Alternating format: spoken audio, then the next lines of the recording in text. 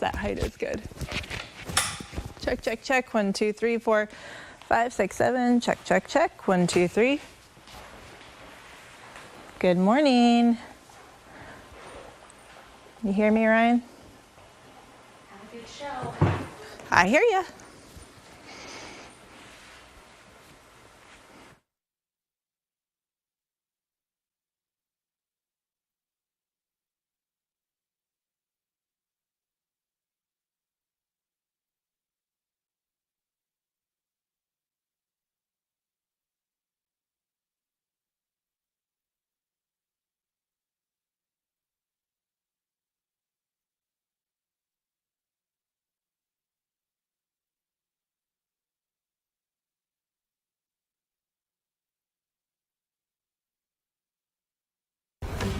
Right now on the National Weather Desk, snow, rain, and wind taking their toll across the country. In Buffalo, it is ugly right now on many of the streets. Many roads are still snow covered and the National Guard is coming to help. While out west, we estimate about 4 to 5 inches inside the building at its highest point. Heavy rain and powerful winds are taking a toll. Even a famed World Heritage Site isn't safe from flooding. Also, how you can better prepare for the next winter storm and getting a better understanding of ice flowers. But it's something many folks don't notice. Plus, a look back at the biggest weather stories of 2022. From our nation's capital, this is the National Weather Desk.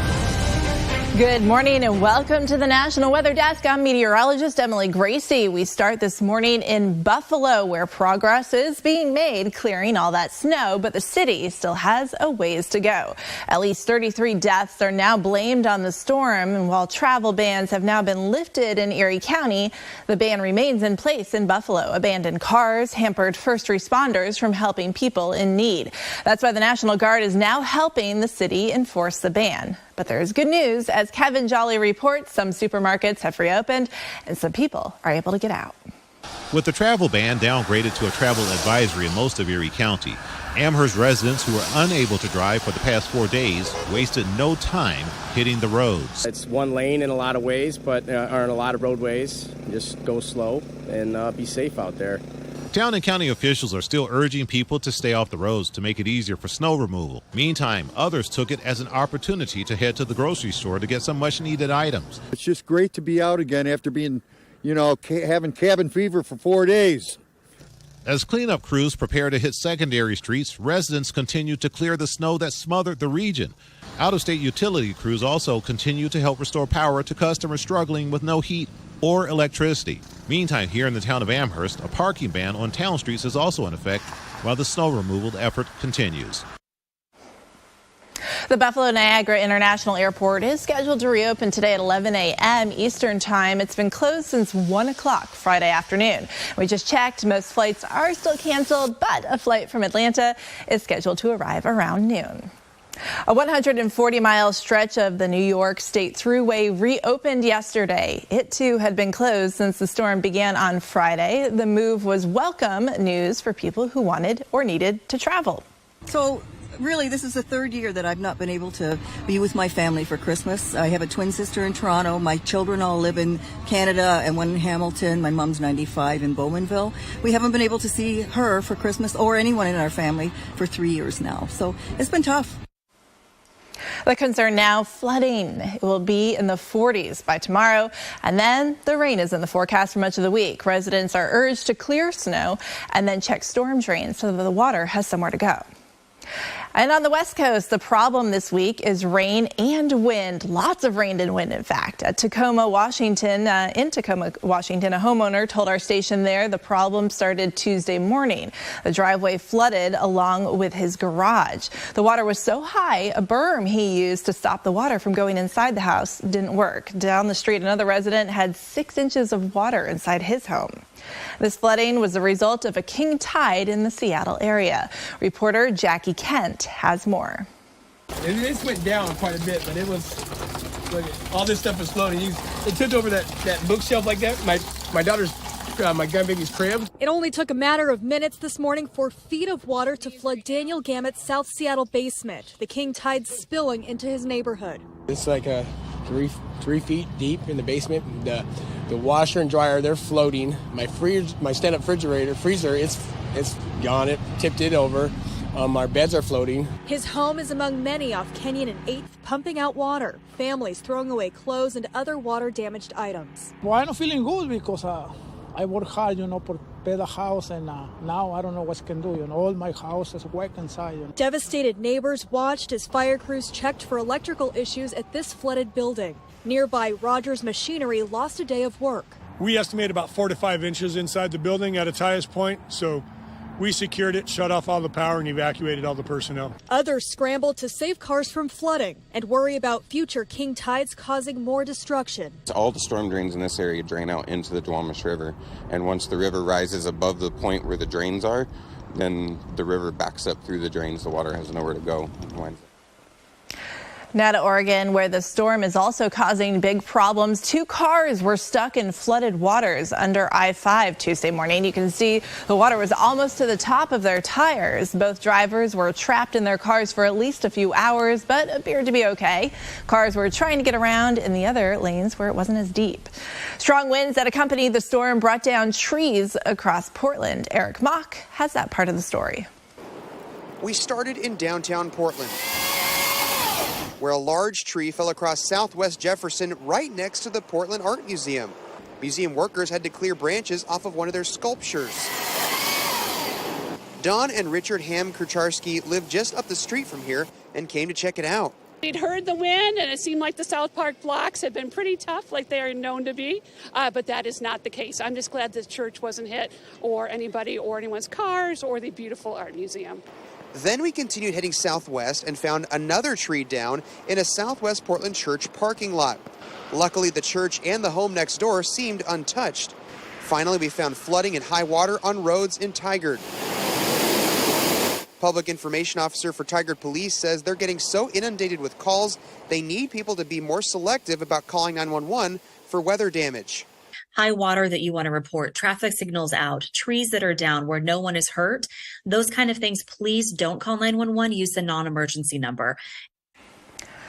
Heading further south now to California, where parts of the state have seen one of the wettest Decembers in recent memory. Sophia Laseos is in Fresno, where all that rain and snow are causing some big problems. This December, the Central Valley has seen one of the wettest Christmas seasons in a while. Rain, snow, and winds up to 50 miles an hour all across California. According to the National Weather Service, Fresno's normal amount of precipitation in December is 1.45 inches. This month alone, Fresno has gotten 2.61 inches. That's almost double the normal amount. In the last 24 hours, China Peak has received almost 2 feet of snow. Mammoth Mountain is expecting to get upwards of 5 feet of snow in the next several days, according to its website. Sequoia and Kings Canyon National Parks had to close the general highways because of all that snow. We had a fantastic base by Thanksgiving, and that doesn't happen more than about once a decade. The lower elevations also saw quite a spectacle. Check the rush of this water along Willow Creek near Bass Lake Tuesday. But too much rain came down too fast for some systems to keep up. Take a look at Hazelwood Lane in Lemoore. And Fresno city crews scrambled to clear storm drains so all that water doesn't impact traffic more. The stormy weather is what started the problems for Southwest Airlines, but at this point, most experts say the weather has nothing to do with the very slow recovery. This is the misery map showing delays and cancellations across the country. Southwest Airlines already canceled more than 2,500 flights. That's 90% of all cancellations in the U.S. It will take days to return to normal. The U.S. isn't the only place dealing with severe weather. Check out this video from Petra, Jordan. You can see all the water pouring down the walls. Tourists were evacuated after those heavy rains triggered flooding. And you may recognize the famed UNESCO World Heritage Site, as several scenes from the movie Indiana Jones and the Last Crusade were filmed there. And here's something you don't see every day, a spider web left over from the summer collected snow near South Bend, Indiana. The photo highlights the incredible robustness of a spider's web. In fact, believe it or not, there's a feature of the silk that in a spider's web that localizes damage to a small section of the web, allowing them to survive even the fiercest of storms. Well, coming up on the National Weather Desk, we'll take a look back at some of the biggest weather stories of the year, plus tips on how you can prepare for the next Arctic blast.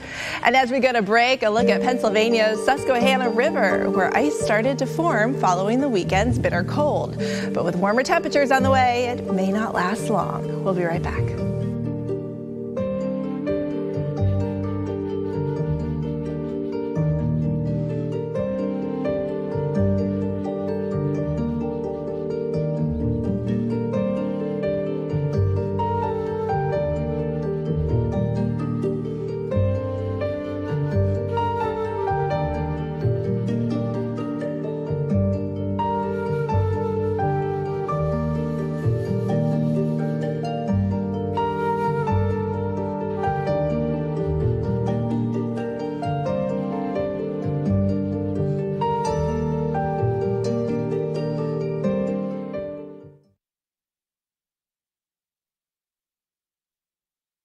Hi, everyone. I'm meteorologist Charlie Lopresti with a look at the Northeast. Most areas have had an increase in clouds overnight. We're starting the day with a lot of clouds. We're brightest over southern New England and also back into New York. This is 3 o'clock in the afternoon. Temperatures, they're ranging from 30s in some areas to 40s south areas like Buffalo. The dig out continues there, and temperatures will be above freezing, so good news there as well. Now, as we go into Thursday, skies should be brighter area-wide, and temperatures will get a boost into the 40s to near 50 degrees. I'm meteorologist Jasmine Lomax with a look at the mid-Atlantic region. We'll have high pressure over the region as we head into the afternoon, and that's going to keep us nice and dry. We'll have plenty of sunshine throughout the afternoon and then nice and clear skies overnight and into Thursday. Temperatures will also be on a rising trend over the next couple days. This afternoon, we reach the 30s and the 40s. Many of us will be above average. Then overnight, temperatures fall to the 30s and 40s, but we're looking at even higher afternoon temperatures by Thursday. I'm meteorologist Vitas Reed. Here's a look at your southeast forecast. Highs for the day. We're looking at 54 in Nashville, 53 Raleigh, 55 Atlanta, Mobile, 63 Jacksonville, about 65. 70s in South Florida. It looks like we're seeing a lot of moisture out over the Atlantic as that front pushes east. A lot of dry weather with high pressure keeping us nice and clear on the southeastern portion of the country. Looks like we have another little system that's going to be scooting through later towards the end of this week, but we're seeing a warm up, especially South Florida, with 80s making a comeback.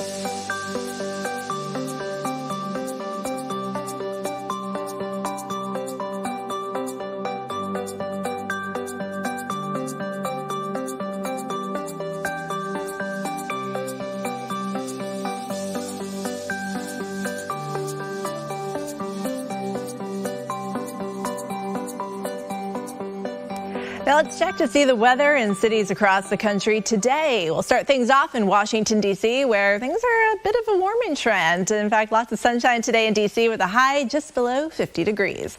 And we'll head up to Glens Falls, New York, where things are still very cold. A few flurries or snow showers possible today with cloudy skies and a high of 33. Now look at Providence, Rhode Island, where they have mostly cloudy skies and highs in the mid-40s. And we'll end things off in Dalton, Georgia, where it's mostly sunny today. Highs will be in the mid-50s. All right, she was our first host here on the National Weather Desk, but is now making history in a new role. Veronica Johnson was recently named Chief Meteorologist of WJLA in Washington, D.C., making her the first African-American woman in that role. I caught up with the busy chief recently to find out how her love of weather began. When I was in high school, I took Air Force ROTC and actually thought I was going to go into the service. And I had two instructors that were both pilots. They would actually have us map out our own flight path from point A to point B, and it seems so exciting. But I said to myself, I really love this idea of studying the atmosphere and the weather. So at that point, did you think, maybe TV's where I want to head, or was it still kind of not at all? See, I was the shy kid in school. My junior year in college, a friend of mine was doing his internship, Johnson City, Tennessee. Shout out to the wonderful Mark Reynolds, kind of guiding me as a young student to say, look, I know you're shy, but this thing of delivering the weather, it's all about the message, right? If you have put together the best forecast possible, that delivery part will take care of itself because you're just telling them what you already know. In a field that's very much still dominated by not only men, but white males, were you kind of an anomaly? I was big time an anomaly. There were very few people who looked like me. I would say 0. I truly thought when I started out in this business that really there would be not only more females, but there would be many more minority females. When I started in this business, it was nearly 40 years ago. And, here we are still going, okay, there's only a handful. Does it ever get frustrating being a trailblazer? Do you ever get to the point where you wish somebody had done that before you, or that we had gotten there before this? That 75 years is a little too long. It is too long. It can't be just us. It has to be everyone addressing what the issue is. We need more women of every diversity. We need more people sitting at that weather and climate table. Any advice, words of wisdom to girls, boys that want to go into weather? It's okay to take a minute, a beat to rest, but don't stop running toward your goal. Sometimes it takes 37 years.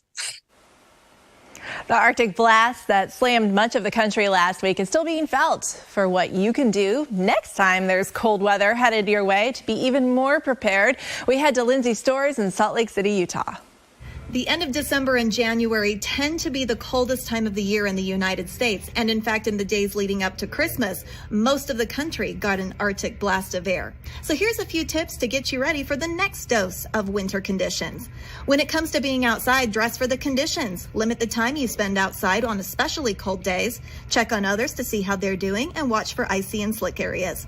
Inside your home, you'll want to check to make sure your furnace is in good working order and that your chimney is clean as well. Also check to make sure your carbon monoxide monitor is working properly and insulate any exposed pipes. With your car, you'll want to check the battery and tire pressure and make sure you have jumper cables as well as a blanket in the trunk. And you can't forget those pets. They should be brought inside on especially cold nights. They also need to have a comfortable shelter outside for nights that aren't cold. Make sure you have plenty of fresh water and keep them away from the salt that you may put on your sidewalk. With these tips, you should be prepared for the next Arctic blast. Winter weather can be dangerous, but it can also be beautiful. And when the weather is cold enough, ice flowers or frost flowers bloom. But what are they, and why is it unlikely that you've ever seen one? Meteorologist Alan Seals in Mobile, Alabama explains. On a cold winter morning, have you ever woken up and seen something like this outside? It's called an ice flower. That's video from Ashley Stewart in Rosenton, Alabama. And it's something that happens after a freeze. Doesn't have to be an Arctic freeze. It could be a regular freeze. But it's something many folks don't notice. Colin Hall was doing some hunting in Linden, Alabama. And as you look at the ground, you see the leaves, you see the grass. And if you weren't looking closely, you would say, oh, those are little pieces of paper or something on the grass. Well, that something is actually ice in an ornate pattern called an ice flower. Sometimes people call it a frost flower because it happens on a night when you have frost, but it also happens without frost. It's not related to frost. In Creola, Alabama, DJ Odom captured a similar view, and what it's showing is the stems of woody plants will ooze water very slowly overnight. Now, it's not all woody plants. Most of them don't do that. It could be wildflowers. It could be what most people would call weeds. But as that water oozes out when the temperature is below freezing, it creates ribbons of ice in ornate patterns. Shane Grow in Crossroads, Alabama, also captured the same thing. So we mostly don't notice it, but it's not totally unusual. It is a fascinating phenomenon. It's also known as crystallofolia. How's that? Pretty cool. I'm meteorologist Alan Seals. Very cool. All right, this has been quite a year for weather. Hurricanes, floods, and even a volcanic eruption all made news in 2022. Emily Schmidt looks back on the big weather stories that made headlines this year. Millions weathered record-breaking storms. Holy cow! A hurricane hunter flying into Hurricane Ian said it was the roughest plane ride ever. The Category 4 storm even more brutal on the ground in Florida. There was a surge and it took me to the middle of the yard. Causing more than 100 deaths and billions of dollars of damage. All year, nature got the last word. Record flooding at Yellowstone called a 1 in 500 year event. Kentucky floods killed dozens. Ocean waves claimed North Carolina homes. Snow socked Buffalo and stranded Virginia interstate drivers for more than a day. Louisiana tornadoes, western wildfires, drought so extreme decades-old bodies were found in a record-low Lake Mead. Dinosaur tracks emerged in Texas, and more than 50 migrants died in a sweltering semi-truck abandoned outside San Antonio. This was a crime against humanity. Then, the world's largest active volcano erupted in Hawaii for the first time since 1984. Temperatures are slowly starting to creep up in some places, and before things get too warm in California, we want to show you a snowy Shaver Lake near Fresno.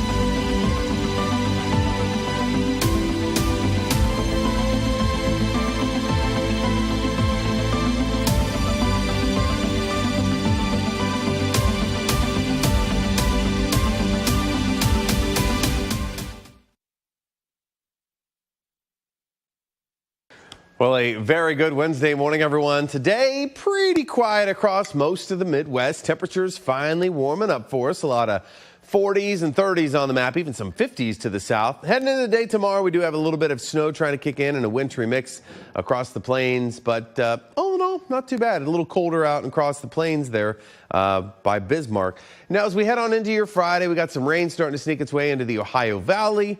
Mild in front of it, a little cool behind it. Good morning, I'm meteorologist Alex Garcia. Here's a look at your regional weather. Temperatures still are near that freezing mark out for Little Rock and over into Shreveport, but everybody else sitting above that freezing mark early this morning. We're going to watch plenty of sunshine today, really warm up the region. We'll look at 70s and 60s and a little 50s sitting up there in the north and northeast. The next front starts to arrive late Thursday and into Friday. That'll bring a really pretty good chance of rain, mainly out to the east. I'm meteorologist Alex Garcia, and that's a look at your regional weather. Well, hi there and a good Wednesday morning to you, everybody. I'm meteorologist Shannon O'Donnell. Still a big storm tracking through the west. We'll finally see things easing a bit today. We need a break around Seattle and Portland, back into the low 60s, sounding very pleasant by comparison in San Diego and LA, but you can see the stormy weather there through the midsection of the country. That's due to this big weather maker, deep area of low pressure tracking snow, gusty winds, and some heavy rain into the desert southwest. And that's the scene from here.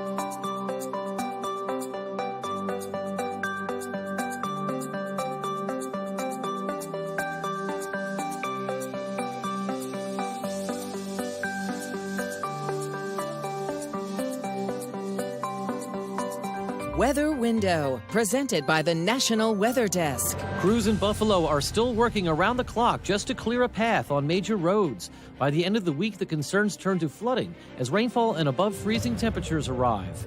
Powerful winds pounding the Pacific Northwest are creating scenes like this at Cape Disappointment in southern Washington state.